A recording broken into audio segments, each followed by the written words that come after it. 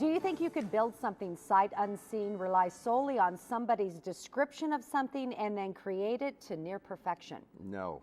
In tonight's look at Idaho Life, Brian Holmes shows us a man who, despite not being able to see his craft, has a vision most of us can only imagine. In Dennis Walker's garage, he set up a sort of sanctuary. Yeah, I did. Here he has everything he needs to build whatever he wants. It's a hobby. Keeps me off the street. It's a hobby he first felt drawn to almost 50 years ago as a boy in Rigby. I took shop classes in junior high school. But Dennis dropped it through his teenage years and focused on other all-American activities. Basically is just having a good time. That was also the time of another rite of passage for the youth of the United States. When Dennis's National Guard unit was called into action, he was sent nearly 8,000 miles away, where his view of the world was splintered forever in 1969. I was in Vietnam and operating a bulldozer and hit a booby-trapped rocket. The explosion left him blind in both eyes, but it allowed the 21-year-old to see how short-sighted he had been. Before I went over, I said, if I can't come back the way I went over, I don't want to come back at all. You change your mind real quick. I was young. There was a lot of people in the same situation I was in the military hospitals. And I just decided that, that I'm not giving up.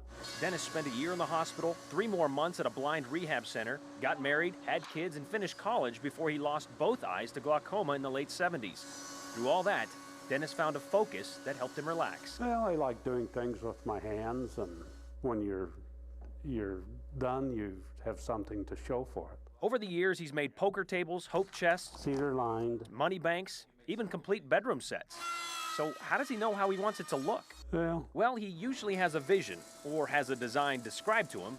From there, it's all in his hands, which surprisingly still have all of their attachments. You can tell just by feeling it. Time I'm done with it, I know exactly what it looks like. 9.64 inches.